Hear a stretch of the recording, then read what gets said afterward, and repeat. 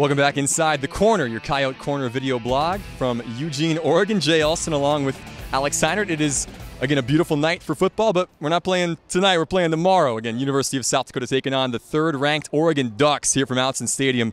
Jay, you know, the game itself is a massive deal when you're playing a team that's ranked, an FBS team that is number 3 in the country, a legitimate national championship contender. If you're Joe Glenn and this University of South Dakota team, you know, where do you start? I mean, let's start with the offense. What do you think these guys need to do to go up against this Oregon team and try and get something going? Well, I think the most important thing that you can do in a game against Oregon, it's all about pace. Mm-hmm. And if you can attempt to control that pace, maybe not entirely, but at least not let them just completely dictate how fast this game is going to move, because obviously everybody knows how quickly they want to run their offense. And so one way to counter that is to eat some clock on offense. And, of course, one way to do that is to run the football. That just so happens to be a strength of this Coyote team coming into the season with those running backs that we've talked so much about.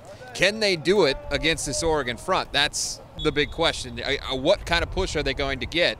That's all going to play a huge role in that, because if they have to start throwing the ball, obviously that leads to incompletions and stopping the clock, and it, you know, lengthens the game in one way or another for them. So certainly want to be as two-dimensional as possible.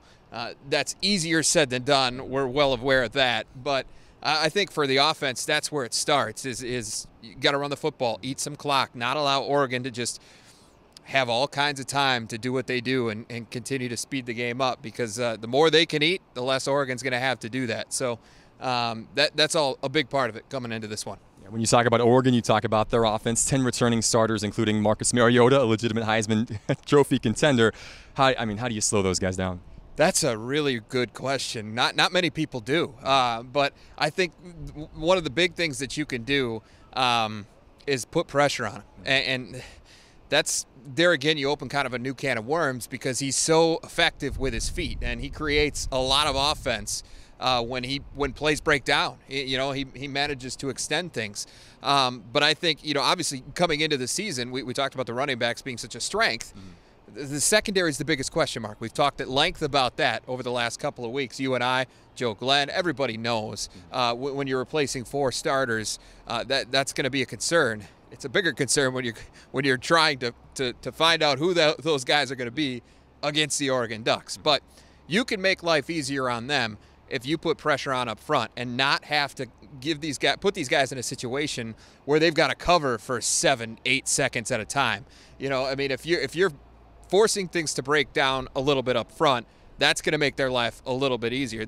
And then on top of that, you need those linebackers to step up, fill the holes, and slow down the run. You're probably not going to stop it, but the more you can do to just slow them down, it's going to make life easier on you on both sides of the football, frankly. Yeah, because this is not a one-dimensional Oregon team by any means. A lot of weapons across the board, some really good running backs. Obviously, they're going to be tough to slow down and to stop in general. This is a team that won 66-3 last year against Nicholls State in their opener last year. Tomorrow, on Saturday, USD, what would you consider a success for this team? Somebody else asked me that question earlier this week, and I guess my answer, I don't know if it's evading the question or not, but to me is just that you get some answers to the questions that you have, and secondary certainly is one of them. Who's going to step up and make plays? Because if they can make plays here against this team, you're going to feel pretty good about them going forward. You're going to feel like maybe I don't have as much I don't want to use the word doubt, but a little more certainty as far as what you want to do, how you want to rotate the personnel, things of that nature. So, and confidence. I mean, that's absolutely. And because frankly, everything else is going to slow down from this point forward. Let's be honest, because this is a different kind of speed that they're going to see here today or on Saturday than they will at any point during the rest of the season. That's to take nothing away from the athletes, within the Missouri Valley Football Conference, right. But that's a different level. Everybody knows that. So I think to me, it's just that. You want to get a look at Kevin Earl and see how he's handling life as a starter.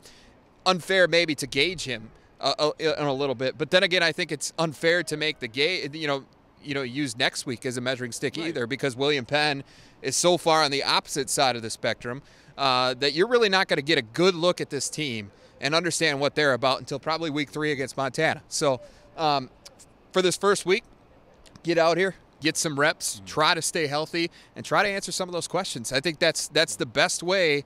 That's the best thing you could take away from this game.